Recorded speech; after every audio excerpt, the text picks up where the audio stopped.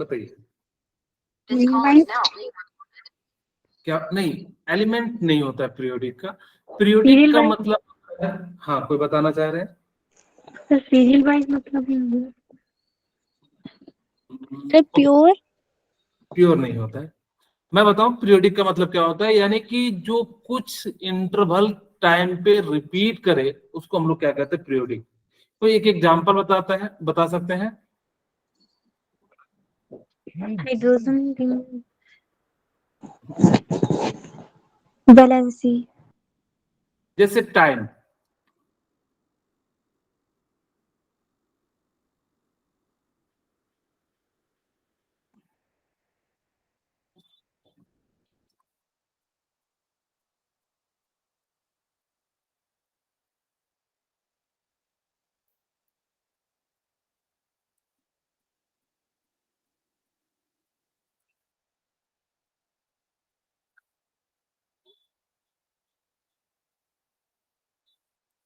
ठीक है, repeating of element after fixed interval, it is known as periodic table, periodic.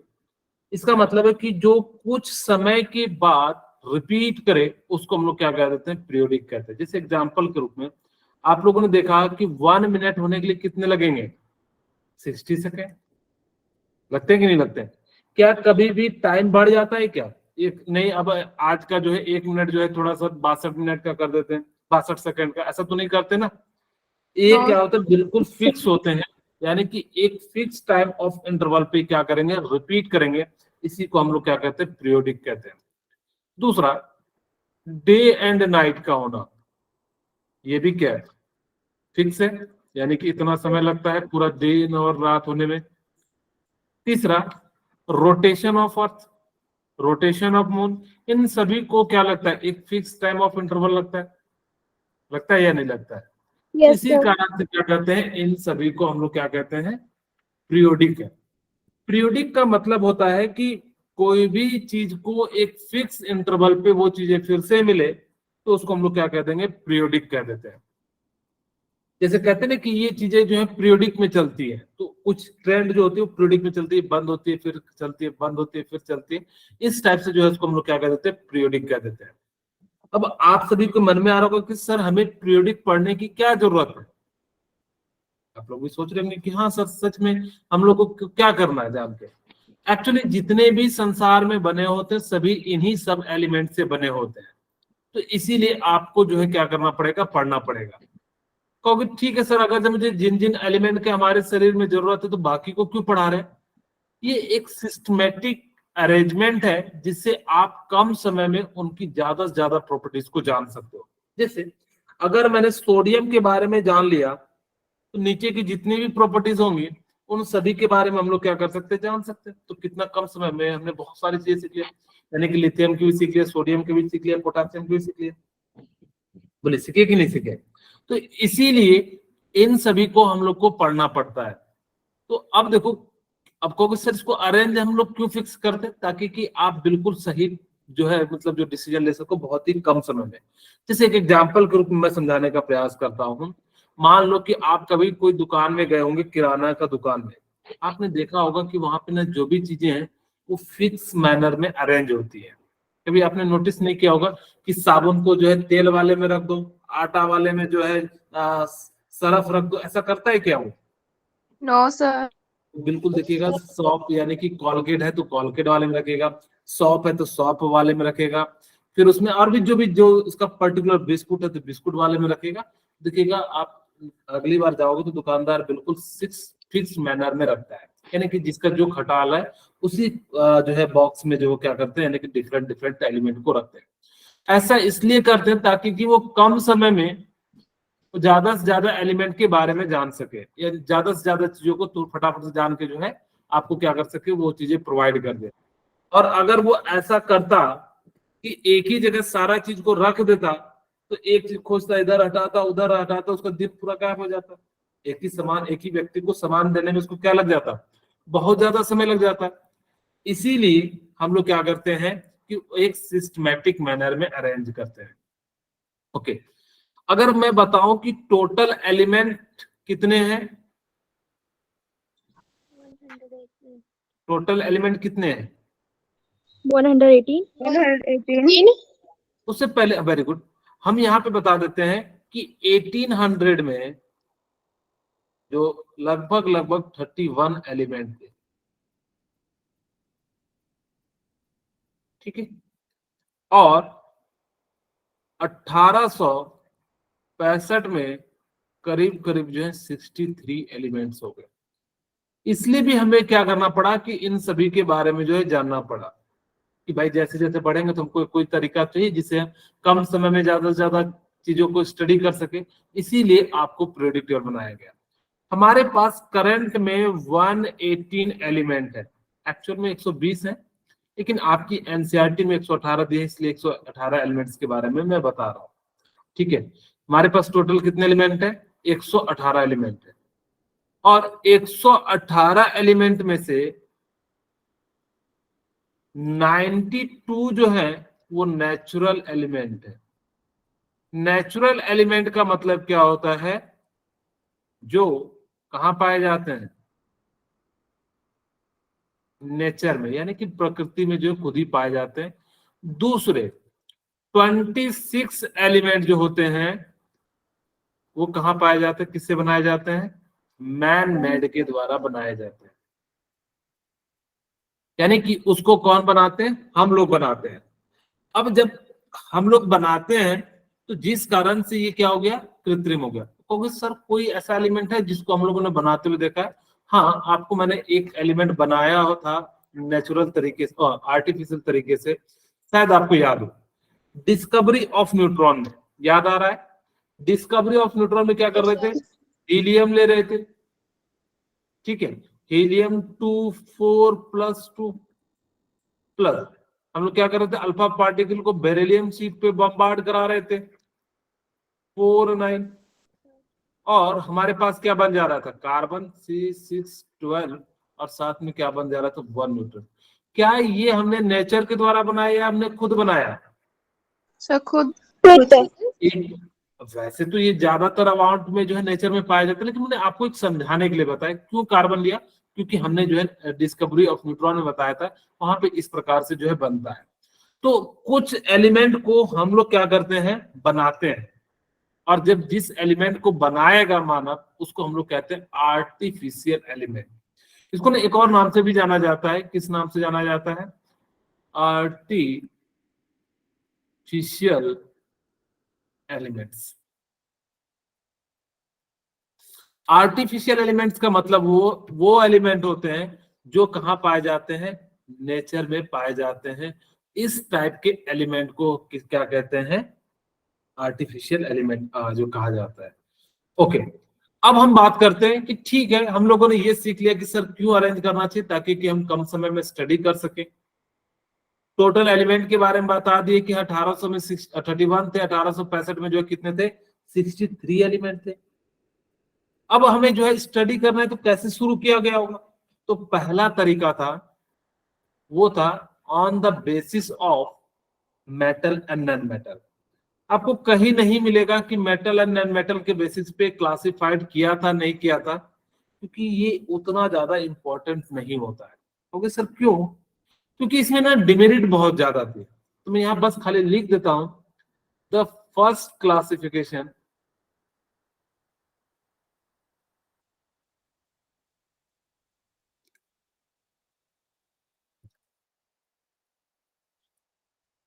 occurred by the metal and non-metal।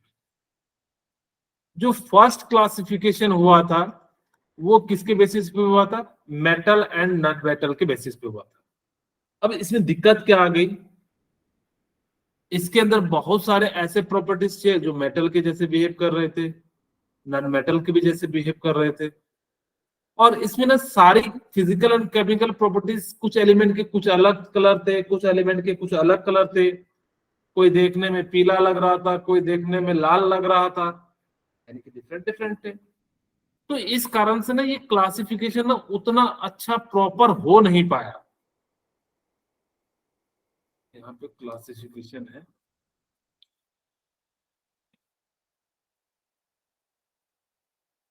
ठीक है, इसी कारण से इस क्लासिफिकेशन को हम लोग कहीं पढ़ते भी नहीं है। इस क्लासिफिकेशन को हम लोग कहीं भी पढ़ते नहीं, क्यों नहीं पढ़ते हैं?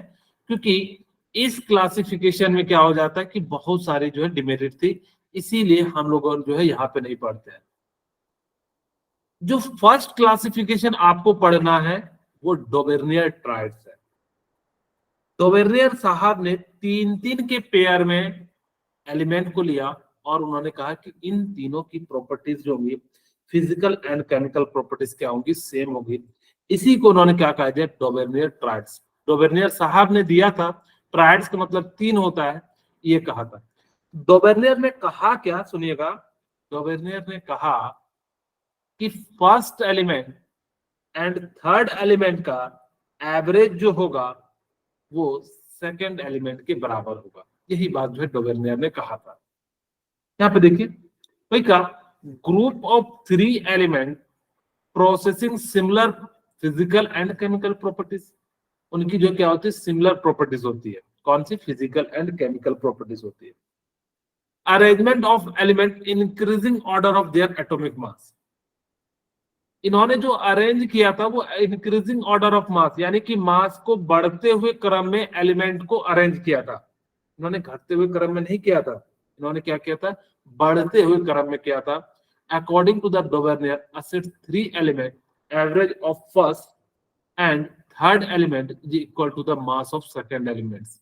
इन्होंने कहा कि जो फर्स्ट एलिमेंट है उनका मास जो होगा वो सेकंड एलिमेंट के जो है क्या, जैसे कि आपको एक एग्जांपल के समझाता हूं। जैसे पहला था लिथियम, सोडियम एंड पोटासियम, ठीक है। तीसरा था कैल्शियम। नहीं, हमारे पास सेकंड ग्रुप क्या है, बेटा, मांगे, car, scooter, calcium, strontium and barium, ठीक है।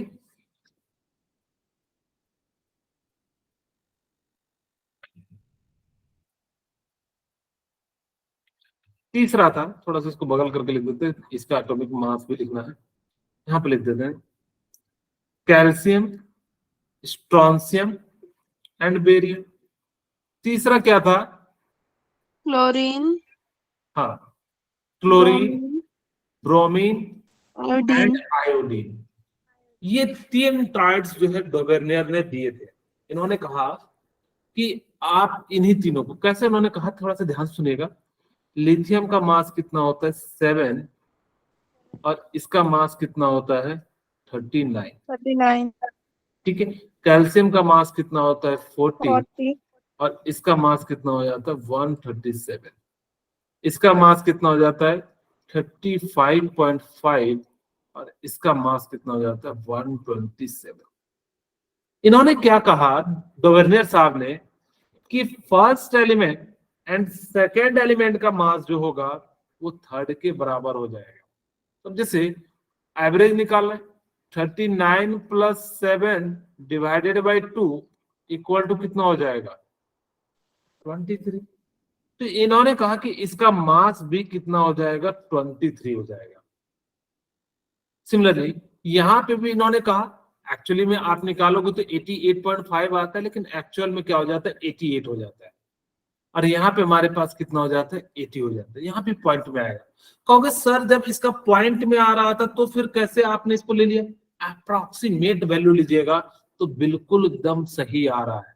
उस समय के पास उतना तकनीक नहीं थी, फिर भी उन लोगों ने इतना करीब ले गया, तो यानी कि जो है फिर भी काफी सही था। आज हमारे पास बहुत सारे टेक्निक है जिसका हम लोग यूज कर सकते हैं। तो डोवेर्नियर की मेरिट क्या थी, 3 मेरिट थी। इन्होंने किस बेस पे अरेंज किया था, एटॉमिक मास पे या किसी और पे? Atomic mass. वेरी गुड, इन्होंने एटॉमिक मास पे अरेंज किया था। इंक्रीजिंग ऑर्डर में किया था या डिक्रीजिंग ऑर्डर में? Increasing. Okay, very good, increasing में। तीसरा, इन्होंने कितने का पेड़ लिया था, 4 का, 8 का, 5 का, 3 का? 3 का। 3 का। इन्होंने कहा क्या था कि first element and third element का जो मास होगा दोनों का एवरेज किसके बराबर हो जाएगा, सेकेंड एलिमेंट के बराबर हो जाएगा। आपको ये तीनों ट्रायड्स याद रखने हैं, कभी भी एग्जाम में पूछ देता है कि आप मुझे बताइए कि कौन सा इसमें से ट्रायड नहीं है, तो आपको दिक्कत हो जाएगा। इसको याद रखने के लिए क्या कहिएगा, नकली ट्रायड्स है। ठीक है, लिथियम, सोडियम एंड पोटासियम पहला याद हो जाएगा, नकली। ठीक है, दूसरा कार, स्कूटर, बाप राजी। ठीक है, अगर जो नकली लोग होते हैं वो क्या करते हैं, कार स्कूटर बाप सबको राजी करवा लेते हैं। तीसरा कहो चलो, यानी कि क्या, या कल बारिश आई भी कह सकते हो। आपको जो भी याद रखना है, चल बाहर या इंडिया, तो जो भी आप याद रख सकते हो, कल बारिश आई आप जो है कह सकते हो। ठीक है, जो भी आपको याद रखना है, इस प्रकार से आप चाहो तो अपना निमोनिक्स भी बना सकते हो। हमने यहाँ पे तीनों के लिए बना दिया है। कल, अब ये मत बोलेगा KALL कल होता है, यहाँ पे CALL। अब समझ जाना कि कल बारिश आई। ठीक है, तो आप इस प्रकार से इन तीनों ट्राइड्स को याद रख लीजिएगा। अब हम आगे बात करते हैं। इन्होंने भी यहाँ पे क्या कहा कि जो 3 एलिमेंट्स है इनके आधार पे जो है अरेंज किया, और आपको मैंने तीनों ट्राइड्स जो है क्या कर दिए, बता दिए। इन्होंने तीनों ट्राइड्स वैसे लिखे हुए हैं, chlorine, bromine, iodine, calcium, strontium, barium are 2 more example of such triads, जो कि मैंने आपको लिख के भी दिखा दिया कि इस प्रकार से होते हैं। डोमेरिया की ना एक डिमेरिट थी, 2 डिमेरिट थी। बेसिकली इन्होंने उस समय जितने भी एलिमेंट थे सभी के सभी एलिमेंट को पीरियोडिक के फॉर्म में नहीं रख पाया। दूसरी, इन्होंने न केवल और केवल सिर्फ और सिर्फ 3 ही ट्राइड्स को दिए थे, रेस्ट ऑफ ट्राइड्स को नहीं दे पाया। आपको याद रखना, वहां पे पूछा जाएगा आपके 11th के एग्जाम में कि write the merits of the Dobereiner, तो क्या लिखोगे आप, पहला मेरिट लिखना, it arrange according to the increasing order of mass. दूसरा, it makes a triads according to the physical and chemical properties. Third one, ठीक है, the mass of first and third element is equal to the average, the mass of second element is equal to the average of first and third element. अब इन 3 point को लिख दीजिएगा। अगर आपसे limit वैसे 2 number में पूछा जाएगा, अगर आपसे लिमिटेशन पूछा जाए आप लिमिटेशन में लिखिएगा, पहला लिमिटेशन कि इन्होंने इट्स गिव्स ओनली 3 ट्राइड्स, इन्होंने केवल 3 ट्राइड्स दिया। उसके बाद सेकेंड पॉइंट आप लिख सकते डिमेरिट में कि इन्होंने ऑल नॉन एलिमेंट को ट्राइड्स के फॉर्म में जो है डिस्कवर्ड नहीं, मतलब जो है अरेंज नहीं कर पाया था। ये इनकी लिमिटेशन थे। हाँ बोलिए सुमन। सर गलती हो गया था। ठीक है, कोई दिक्कत नहीं। ओके, ठीक है, तो इस प्रकार से लिमिटेशन एंड डोमेरिया की जो है आप मेरिट्स याद रखिएगा। मेरिट्स क्या कहता है, element was arrange increasing order of मास, इन्होंने जो इंक्रीजिंग ऑर्डर ऑफ मास में कहता ओनली 3 ट्राइड्स आर फॉर्म। ठीक है, तो उन्होंने केवल 3 ट्राइड्स बने थे, जबकि ये क्या है, all non element are not arrange in triads. ये इसकी डिमेरिट है, गलती से लिख दिए। ठीक है, ये क्या है, इसकी डिमेरिट है। ओके, डिमेरिट के it could not arrange all the non element, उन्होंने जो है अरेंज नहीं किया था, और उन्होंने केवल कितने बनाया था, ओनली 3 ट्राइड्स का जो क्या किया था, फॉर्मेशन किया था। अब हम बात करते हैं न्यूलैंड्स लॉ ऑफ ऑक्टेट की। न्यूलैंड्स ने क्या करा कि ना इस संगीत के बहुत प्रेमी थे। संगीत समझते हो? यस हाँ, जो कि गाना गाते हैं।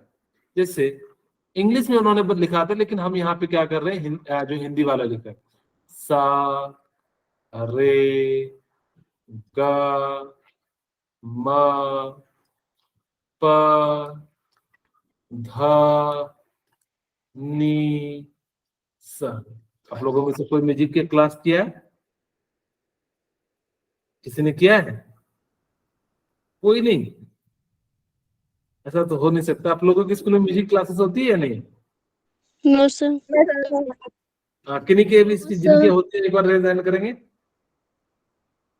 ओके दीक्षा, तो वहां पे अगर से आप लोगों ने किसी फ्रेंड को जाते हुए देखा होगा तो वो क्या करते हैं, देखिएगा सारे ग म प ध नि सा ऐसे बोलते रहते हैं। आप लोगों ने कभी नोटिस किया होगा तो पता नहीं। हम लोग जहाँ जाते थे तो अगर जो क्लास चलता था म्यूजिक के तो हम लोग भी गाने लगते थे, जो है ताकि कि जो है बच्चे लोग जो है चिढ़ जाए। सारे गा मा पा धा नि सा, ठीक है, तो मतलब जो है हारमोनियम पे बजाते हैं और अलग अलग तरीके से जो हम लोग क्या करते हैं बजाते हैं। ओके, अब यहाँ पे बजाए तो इन्होंने भी इन्हीं म्यूजिक नोट्स के आधार पे क्या किया कि एलिमेंट्स को अरेंज किया। अब जैसे अरेंज किया तो उस समय के अनुसार से बस आपको यह याद रखना है कि नोबेल गैस का डिस्कवर्ड नहीं हुआ। आपको मैं समझाऊंगा क्यों नोबेल गैस का डिस्कवर्ड जो है ना काफी लेट हुआ था। उस समय नोबेल गैस का डिस्कवर्ड नहीं हुआ था। क्यों नहीं हुआ था, इसका रीजन क्या था, क्योंकि नोबेल था तो किसी के साथ रिएक्ट नहीं कर पा रहा था, इसी कारण से जो है वो जो है जल्दी पहचान में नहीं आया। कुछ नहीं कीजिएगा, आप सीधे सीधे लिथियम से शुरू कीजिएगा, क्योंकि हाइड्रोजन का पोजीशन ये जो न्यूलैंड बता नहीं पाए। उसके बाद क्या आता है लिथियम के बाद बेरिलियम, बेरिलियम, के बाद क्या आता है बोरॉन, उसके बाद क्या आता है carbon, nitrogen, nitrogen, oxygen, oxygen, fluorine. ठीक है। फिर क्या आता है, आप लोगों को पता है नोबेल गैस, नोबेल गैस को क्या करना है हटा देना। आपको नोबेल गैस जो है नहीं लिखना है। हाँ जी बोलिए, कितनी का रिजल्ट है, कुछ पूछना चाह रहे हैं इसीता? ओके सर गलती से हो गया होगा ना, पूछना होता तो पूछ लो। ओके, अब हमारे पास यहाँ पे हो गया lithium, beryllium, boron, carbon, nitrogen, oxygen, fluorine. अब हमें क्या करना है कि नोबेल गैस को छोड़ देना है, नियॉन को। उस नियॉन के बाद क्या आता है 11 में सोडियम, सोडियम, मैग्नीशियम, 12 में क्या आता है मैग्नीशियम, 13 में एल्यूमीनियम, क्या आता है एल्युमिनियम, 14 में क्या आता है सिलिकॉन, 15 में क्या फास्फोरस, आता है फास्फोरस, 16 सल्फर, में क्या आता है सल्फर, क्लोरीन, और 17 में क्या आता है क्लोरीन, क्लोरीन। 19 में 18 छोड़ देना आर्गन को, 19 में पोटासियम, पोटेशियम, कैल्शियम, कैल्शियम हो जाता है। ठीक है, ओके। इन्होंने क्या करा कि इनका म्यूजिक नोट्स के आधार पे इन्होंने इन एलिमेंट को अरेंज किया। न्यूलैंड्स ने कहा क्या, ध्यान सुनिएगा। उन्होंने कहा कि जो फर्स्ट एलिमेंट की जो प्रॉपर्टीज होगी ना वो 8th एलिमेंट के बराबर होगी। जैसे आपको मैं कहूं, अगर मैंने लिथियम को 1 माना तो इसका जो 8वां एलिमेंट आएगा, काउंटिंग करो 1 2 3 4 5 6 7 8, तो सोडियम की जो प्रॉपर्टीज होगी वो बिल्कुल क्या हो जाएगी लिथियम के जैसी होगी, फिजिकल एंड केमिकल प्रॉपर्टीज। अगर लिथियम एक इलेक्ट्रॉन को लूज करता है तो सोडियम भी लूज करेगा। अगर ये बेस है तो सोडियम भी बेस होगा। अगर ये फास्ट रिएक्शन करता है तो ये भी फास्ट रिएक्शन करेगा। इसका मतलब है इनकी फिजिकल एंड केमिकल प्रॉपर्टीज जो है लगभग लगभग सिमिलर थी, जिस कारण से न्यूलैंड्स ने कहा कि जो फर्स्ट एलिमेंट है वो 8th एलिमेंट के प्रॉपर्टीज के क्या होंगे बराबर हो जाएंगे। यही बात को न्यूलैंड्स ने कहा। जिसे एक और एग्जांपल ले लेते हैं, मैं यहाँ पे कार्बन ले लेता हूं।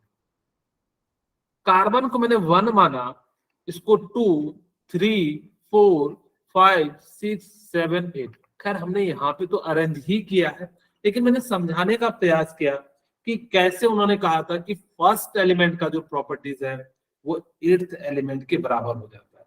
इसी चीज को हम लोग क्या कहते हैं, जो है न्यूलैंड्स का ऑक्टेव रूल। अब यहाँ पे ऑक्टेव का मतलब क्या हो जाता है 8, ऑक्टेव का मतलब क्या होता है 8, और ट्राइड्स का मतलब क्या होता है, मैं यहाँ लिख भी देता हूँ। ट्राइड्स का मतलब क्या होता है 3। तो डुएर्नर ने जो दिया था, देखिए 2 के बाद 3 आता है, इसलिए डुएर्नर ने ट्राइड्स दिया था। ठीक है, आप याद रखने के लिए। ओके, अब हम बात कर रहे हैं न्यूलैंड्स के लिए। 9 से पहले क्या आता है 8 आता है, तो यानी किस प्रकार से सीक्वेंस में याद रख सकते हो, 9 8 है, डोबर्नियर ने 2 दिया था यानी कि 2 के बाद 3 यानी कि ट्राइड्स के फॉर्म में दिया था। याद रखने के लिए जो है आपको कभी पूछा जाए, कभी भूल जाओ कि कहाँ पे क्या था, कि कई बच्चे क्या हो जाते हैं ना, डोवेनियर्स का रूल जो है न्यूलैंड्स में लिख दे आते हैं, न्यूलैंड्स का जो है डोवेनियर में आ जाते हैं।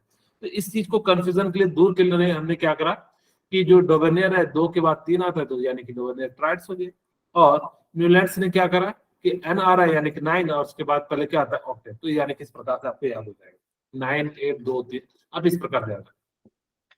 ओके, अब यहां तक तो आप लोगों को समझ में आ गया कि न्यूलैंड्स ने संगीत का प्रेमी था, संगीत के आधार पे ही क्या करा। अच्छा, उन्होंने ना ये सारे गामा पा धा नि नहीं लिखा था, वो इंग्लिश नोट में लिखा था, चा चू चीनी पता नहीं क्या क्या लिखा था, तो उस आधार पे, वो हमें याद भी नहीं है, तो उसके आधार पे उन्होंने क्या करा था, लिखा था। और आज के अनुसार से जो हम लोग पढ़ रहे हैं, क्योंकि हम लोग इंडियन है इसलिए हम लोग क्या पढ़ रहे हैं, सारे गामा पा धा नि के हिसाब से पढ़ रहे हैं। उन्होंने कहा कि फर्स्ट एलिमेंट की जो प्रॉपर्टीज होगी 8th एलिमेंट की प्रॉपर्टीज की क्या हो जाएगी, सिमिलर हो जाएगी। इसी बात को क्या कहते हैं, डोवेनियर ट्राइड्स कह देते हैं। इसिता आपका नेटवर्क से नहीं है क्या, इसिता? ठीक है, ओके। तो इस प्रकार से हम लोग क्या करते हैं, यहाँ पे जो ये सारे लिखते हैं। कोई कहता है Newlands state that when elements are arranged in order of increasing atomic mass, जो न्यूलैंड्स ने जो अरेंज किया था वो किसके आधार पे किया था, मैं यहाँ पे ना कुछ पॉइंट लिख देता हूँ ताकि कि आपको याद रहे। Newlands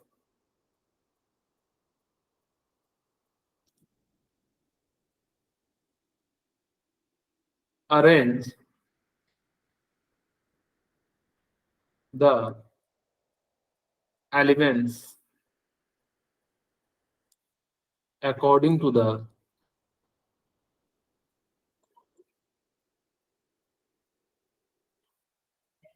increasing mass।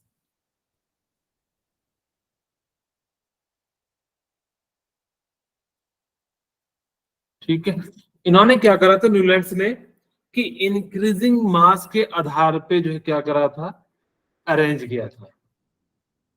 ठीक है, इट अरेंज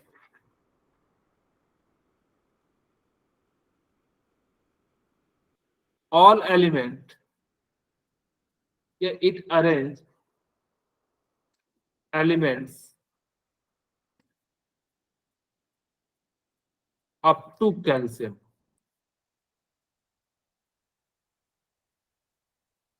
या इसी चीज को ऐसा भी लिखा हुआ मिलेगा, it arrange only light element, it arrange light weight element.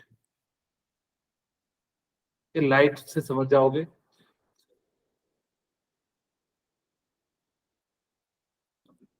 ठीक है, इन्होंने क्या करा था कि लाइट एलिमेंट को अरेंज कर दिया था, और इन्होंने ये भी कहा the properties of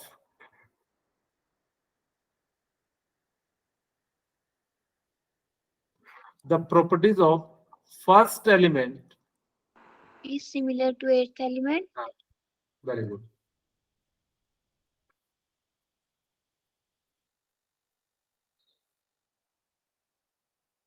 similar to 8th element. ये इनकी क्या थी, कुछ बातें थी जिसको आप लोगों को याद रखना।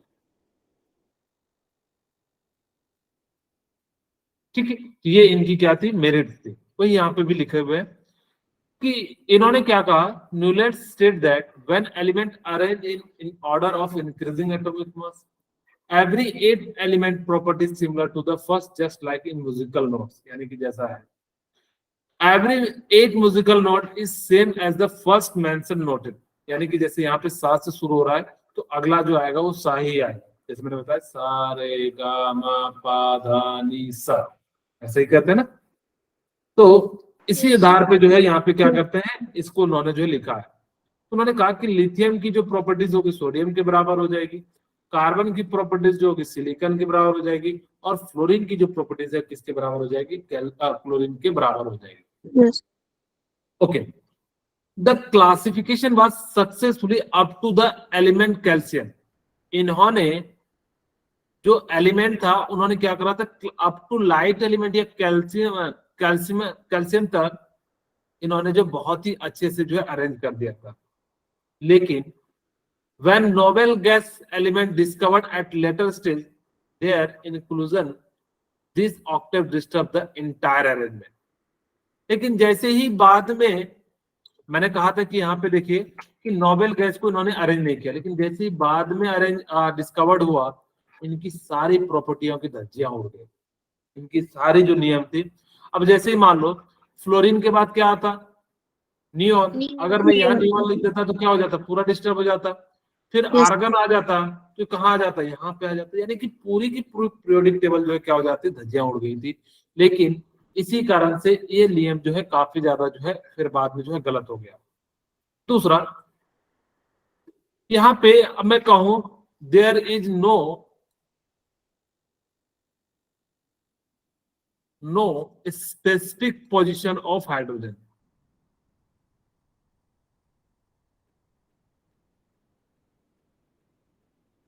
ठीक है, इन्होंने कोई भी स्पेसिफिक पोजीशन नहीं बताया था हाइड्रोजन का कि हाइड्रोजन कहाँ रखेंगे। देखिए आप पीरियोडिक टेबल में कहीं दिया है क्या, नहीं। तो ये इनकी डिमेरिट थी। और अगर मैं कहूं तीसरा, इट कुड नॉट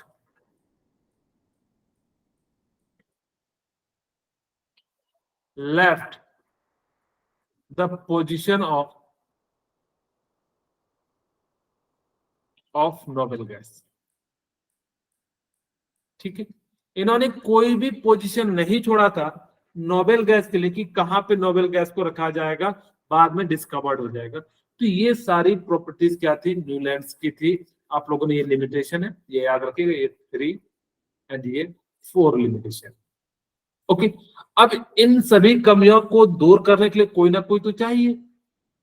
तो इन कमियों को दूर करने के लिए आए, अच्छा पहले लूथर मेयर के बारे में बताते हैं। लूथर मेयर ने क्या करा कि एक साइड एटॉमिक वॉल्यूम रखा,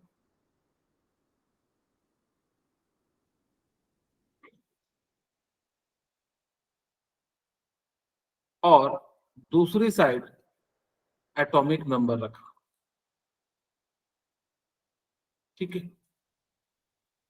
उन्होंने देखा कि जो पीरियोडिक टेबल थी वो कुछ इस प्रकार से आ रही थी। ठीक है, ओके, तो उन्होंने कहा कि ये थोड़ा सा मैं बड़ा कर दूं।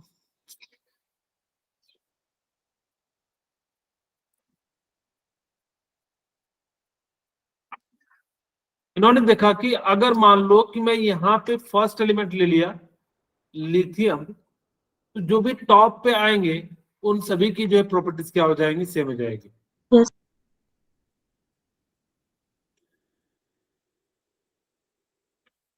फिर उन्होंने कहा कि अगर मैंने यहां पे क्या ले लिया, बेरिलियम, ये इनकी प्रॉपर्टीज क्या हो जाएगी, यहाँ पे जहां जितना दूर है तो यहाँ पे भी बेटा मांगे कार। ठीक है, सिमिलरली अगर मैं यहाँ पे फ्लोरीन लिखूंगा, तो अगर यहाँ पे जो पोजीशन आएगा फ्लोरीन, क्लोरीन, ब्रोमीन, आयोडीन, तो इनकी भी प्रॉपर्टीज क्या हो जाएगी, सेम हो जाएगी। लूथर मेयर ने भी पूरा का पूरा पीरियोडिक टेबल अरेंज किया, लेकिन किसके हिसाब से, ग्राफ के अनुसार से।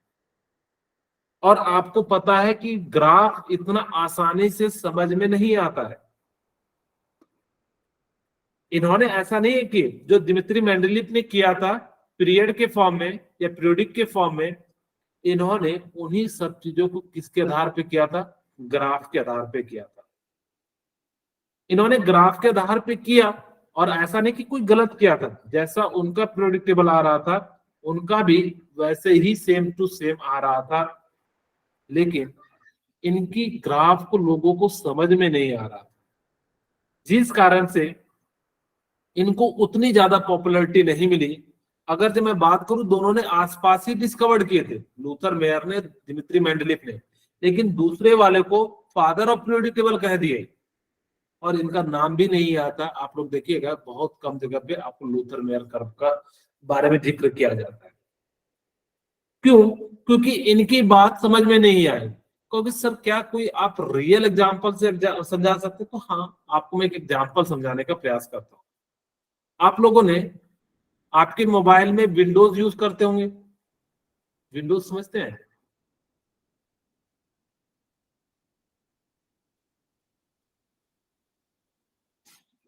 विंडोज समझते हैं कि नहीं समझते? एक ऑपरेटिंग सिस्टम का नाम है। आजकल के जो मोबाइल में यूज करते क्या यूज करते हैं? बोलिए। एंड्रॉइड यूज करते हैं कि नहीं करते? Yes, sir. Very good. मुझे लगा कि आप लोग कुछ शायद विंडोज या एंड्रॉइड ना यूज करके कुछ और यूज करते होंगे, इसीलिए शायद शांत हो गए होंगे। ठीक है, तो आप सभी ने देखा होगा कि विंडोज भी वही काम करता है, एंड्रॉइड भी वही काम करता है कि नहीं करता है?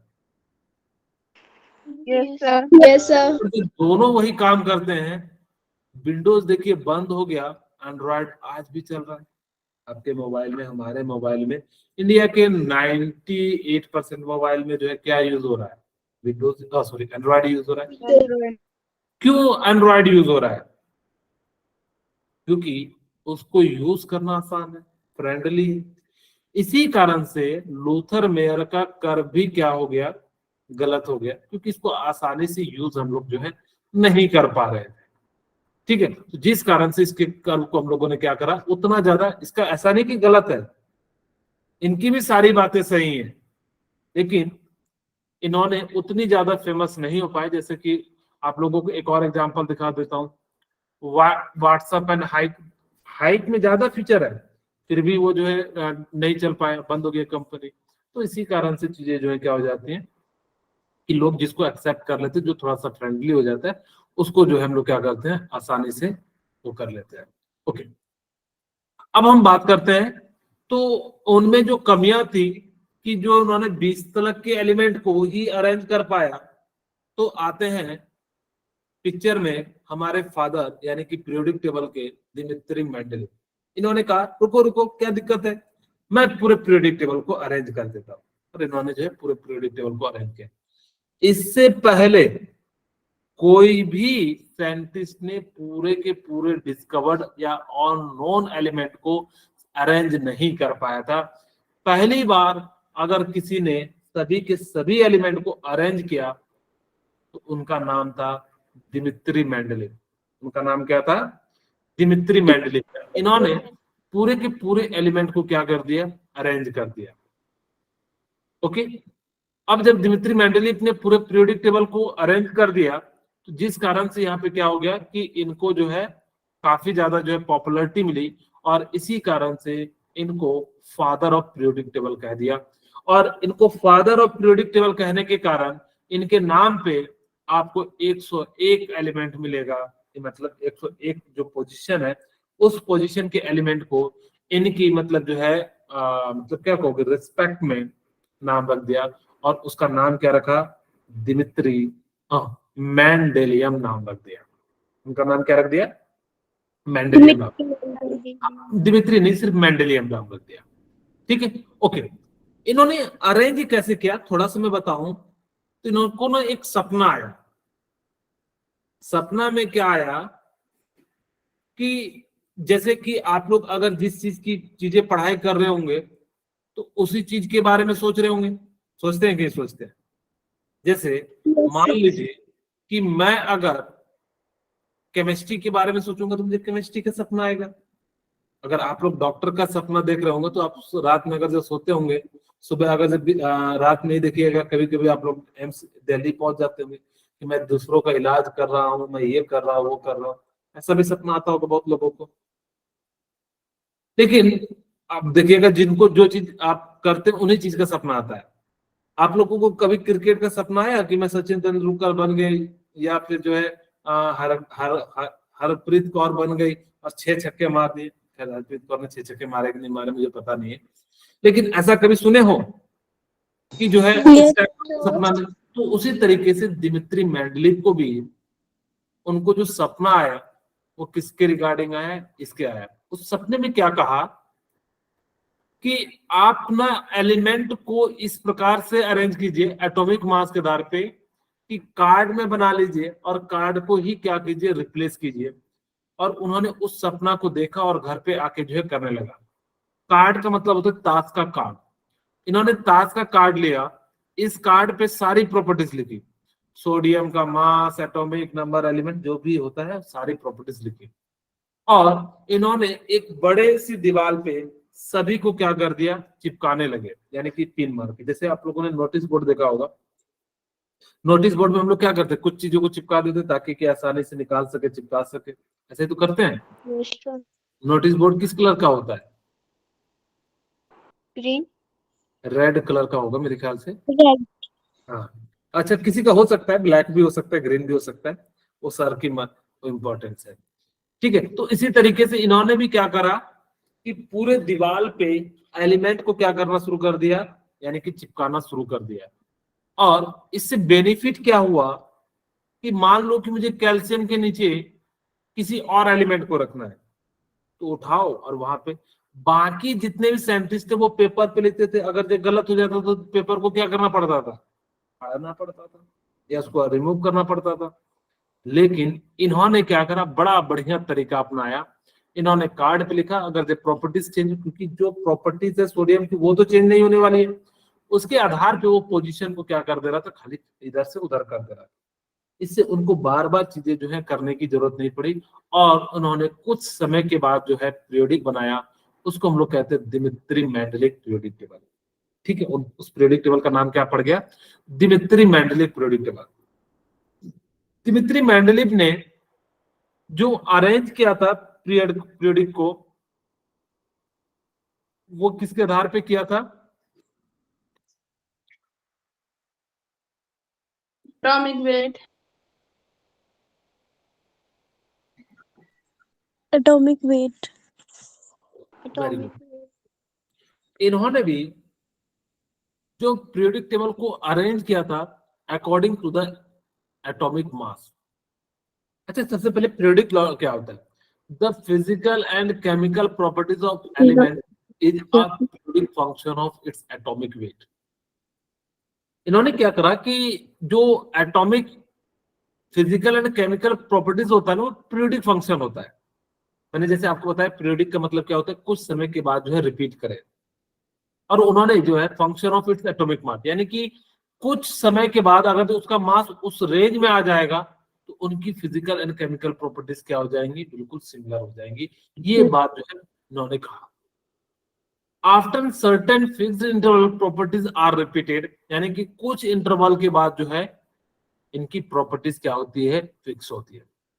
अगर मैं बात करूं दिमित्री मेंडलीव की मेरिट की, सबसे पहली मेरिट थी कि इन्होंने जितने भी नॉन एलिमेंट थे सबको मतलब जो है पीरियोडिक टेबल में अरेंज कर दिया, यानी कि all non element are arrange in the periodic form, यानी कि जितने भी एलिमेंट थे सभी को उन्होंने क्या कर दिया, पीरियोडिक फॉर्म में जो है अरेंज कर दिया। सेकंड, इन्होंने some gaps are left in the periodic table, इन्होंने कुछ गैप छोड़ दिए थे पीरियोडिक टेबल में। क्यों? क्योंकि बाद में अगर जब कोई एलिमेंट डिस्कवर्ड होगा तो उसके अंदर हम लोग क्या करेंगे, रख देंगे। ये बात लोगों को इतनी अच्छी लगी कि कहने की बात नहीं, इसीलिए इनको फादर ऑफ पीरियोडिक टेबल बना दिया। कि अगर मैं कहूं कि कल शाम को बारिश होगी 6 बजे से लेके 7 बजे तक हिमाचल में, एक ऐसे तुक्का मारा, और अगर जब सही हो गया तो लोग कहेंगे कि बाबा आ गया, बाबा आ गया, ऐसे कहते हैं।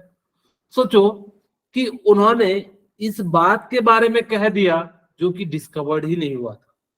बहुत बड़ी बात होती है। अब कई लोग कहेंगे सर हमारे घर में के साइड में है ना एक बाबा जी, वो बोलते हैं तो बिल्कुल सटीक हो जाते हैं। होगा, हम यहाँ पे उन चीजों की बात कर रहे हैं जिसका कुछ डिस्कवर्ड ही नहीं हुआ। हो सकते हैं कि उस चीज का कोई डिस्कवर्ड ही नहीं हुआ था और उसके बारे में उन्होंने कह दिया कि इस जगह को खाली छोड़ दो, इसके जगह पे नया एलिमेंट आएगा। इसी कारण से इनकी जो पीरियोडिक टेबल थी वो बहुत ज्यादा फेमस हो गई। बहुत बड़ी बात होती है। अगर मैं कहूं कि इस रास्ते से चलोगे तो आप नीट मिल जाओगे, अगर जो ये करोगे तो आपको जो है सिलेक्शन हो जाएगा और आप चले पास हो गए, तो आप लोगों को सोचोगे हाँ सर ने सही कहा था। लेकिन मैं कहूं कि जो है खेलो कूदो तुम जो है नीट पास कर जाओगे, तो क्या पास करोगे क्या? नहीं। तो इसके No, लिए sir. पढ़ना पड़ेगा। हाँ, तो वही चीजें थी कि इसी कारण से। और जो गैप था, उस गैप की जगह पे इन्होंने क्या कर दिया, जो नाम रखा, क्या नाम रखा, ई का, यानी कि जो उससे ऊपर एलिमेंट है उसको हम लोगों ने कह दिया ई का, और जो एल्यूमिनियम है तो ई का एल्यूमिनियम, और जो ई का सिलिकॉन के नाम से जो है बाद में हमने इसको रखा। पढ़ लेते हैं कि जिस समय, अच्छा मैंने पीरियड और जो है ग्रुप नहीं बताया, मैं यही बता दूं क्या, पीरियड एंड ग्रुप यही बता दूं क्या होता है पीरियड एंड क्या होता है ग्रुप। किन्हीं को पता है क्या होता है पीरियड?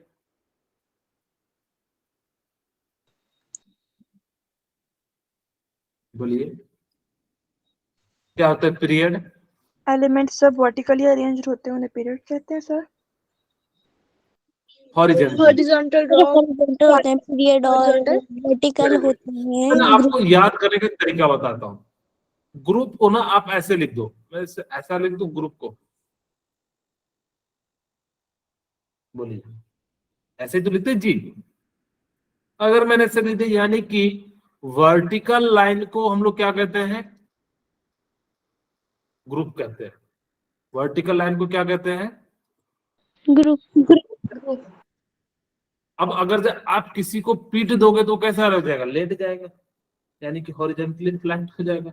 इसको पीट दिए पीरियड को, तो पी से पीटना होता है, पी से पीरियड होता है, तो ये कैसा हो जाता है, इस डायरेक्शन में। इस डायरेक्शन वाले को हम लोग पीरियड कहते हैं, यानी कि हॉरिजॉन्टल रो को हम लोग क्या कह देते हैं, Period. पीरियड कह देते हैं।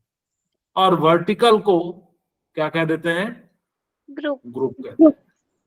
अब याद रखना, जी को बस ऐसे कर देना, हाँ भाई जी में यानी कि नीचे की ओर जा रहा था, इसीलिए हम लोगों ने जो है इसको इस प्रकार से लिख दिया। तो इस प्रकार से हम लोग क्या कहते हैं, इसको ग्रुप कह देते हैं। ओके, ये तो समझ में आ गया कि सर पीरियड एंड ग्रुप हमें समझ में आ गया, आगे की कहानी समझाओ। Okay, at the time of Mendeley only 63 element where known. जिस समय मेंडलीफ ने पीरियोडिक टेबल अरेंज किया था, उस समय जो है कितने एलिमेंट डिस्कवर्ड हुए थे, तो 63 एलिमेंट जो है क्या कर गए थे, डिस्कवर्ड हो गए थे। एंड जिसमें से 7 हॉरिजॉन्टल थे। 7 हॉरिजॉन्टल का मतलब कितना हो गया, इस प्रकार से कितने थे, 7 थे, 7. ठीक है। और वर्टिकल जो थे वो कितने थे, 8. 8 थे, ठीक है। यानी कि कितने थे, 8। हाँ, आज के समय 18 है, उस समय हमारे पास कितने थे, 8 थे, ठीक है। उस समय हमारे पास कितने थे, 8 थे। अभी समझाएंगे कि कैसे 18 हुआ। यहाँ पे उस समय के अनुसार से कितने थे, 7 हॉरिजॉन्टल रो थे एंड 8 वर्टिकल कॉलम थे। कॉलम का मतलब होता है यानी कि इस प्रकार से, इसको हम लोग कहते हैं कॉलम, ठीक है। तो इस प्रकार से zero group was added later on the modified Mendeleev periodic table. जिस समय ये पीरियोडिक टेबल बन रहा था, उस समय जीरो ग्रुप को हमने नहीं करा। उनकी ये भी बहुत बड़ी उपलब्धि थी कि बाद में उन्होंने कहा कि अगर जब कोई नया ग्रुप आता है तो आप क्या कर सकते हैं, वहां पे जो है ऐड करके लिख सकते हैं। इसी चीज को उन्होंने क्या करा कि यानी कि जो है अरेंज करके लिख दिया। क्या क्या मेरिट थी, एक एक करके पढ़ते हैं। मैंने आपको एक दो बातें बता देता हूं पहले, ईका एल्युमिनियम एंड ईका जो है सिलिकॉन के बारे में, ठीक है। देखिए जैसे मैं बाल गंगाधर, और यहाँ पे कौन सी गीत, उस समय ना पीरियोडिक टेबल में ये गैलियम डिस्कवर्ड नहीं हुआ था ना, गैलियम ना ही तो क्या था, जर्मेनियम डिस्कवर्ड हुआ था। ये गैप जो है खाली पोजीशन था। एल्युमिनियम डिस्कवर्ड हो गया तो उसके नीचे वाला डिस्कवर्ड हो गया था। तो उन्होंने कहा कि भाई ये गैप है, तो आप इसको क्या कीजिए, इसका नाम पहले जो लिखा जाता था ईका एल्यूमिनियम,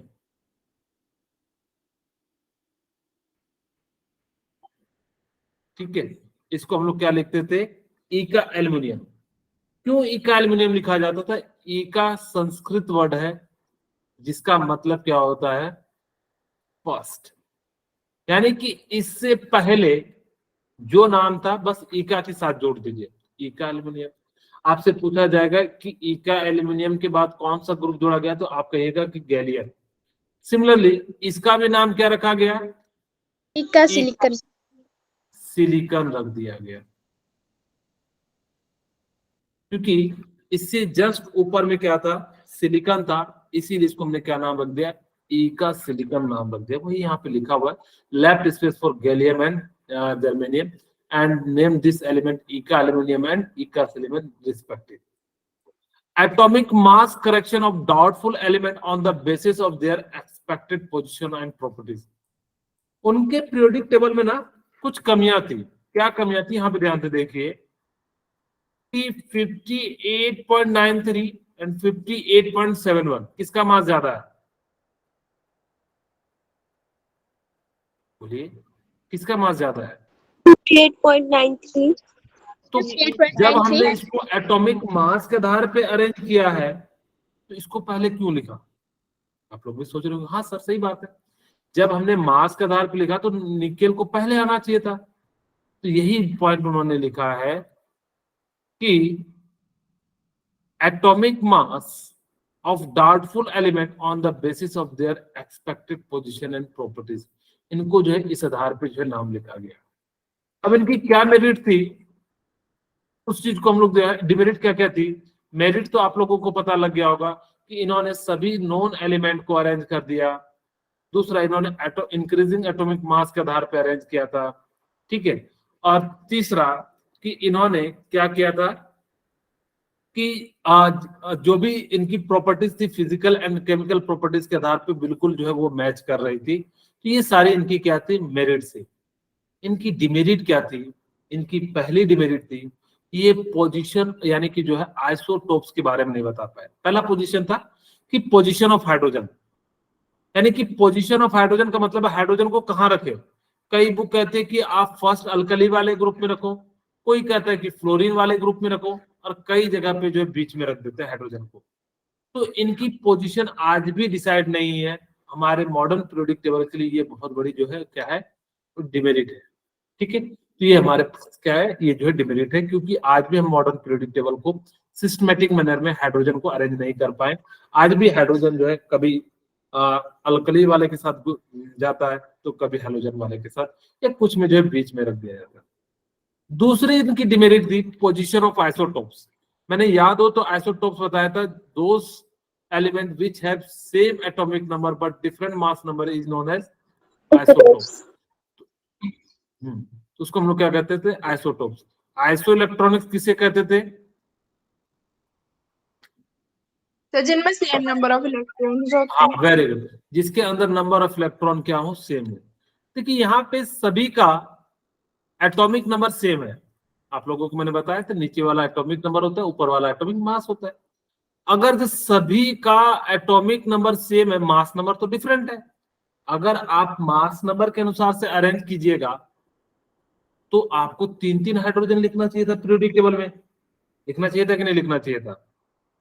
यस सर। लेकिन 3-3 एलिमेंट हम लिखते हैं क्या हाइड्रोजन का, नहीं। इनसे जब पूछा गया तो इनकी बोलती बंद। दूसरा, anomalous position of some element, जिसमें से मैंने एक आपको बताया। दूसरा, जैसे यहाँ पे क्या कहता है, एग्जाम्पल आर्गन 39.8 एंड पोटासियम 39.9। यहाँ पे चेक करते वापस आर्गन, ठीक है। हमारे पास आर्गन कहाँ है, यहाँ पे किधर होगा, अच्छा इसमें नहीं दिया हुआ, ठीक है। यानी कि जो आर्गन नोबेल गैस था उस समय जो है इन्होंने अरेंज नहीं किया था, बाद में हम लोगों ने अरेंज किया था, तो उनकी भी पोजीशन को ये क्या कर पाए थे, बता नहीं पाए थे, ठीक है। तो इसी कारण से, और लास्ट में position of lanthanide and actinide. Lanthanide and actinide we are not placed in the main periodic table. अगर आज भी देखें तो लैंथेनाइड जो एक्टिनाइड है, जो ये सारी मैं डिमेरिट बताऊंगा, 3 डिमेरिट कहाँ पे बताऊंगा।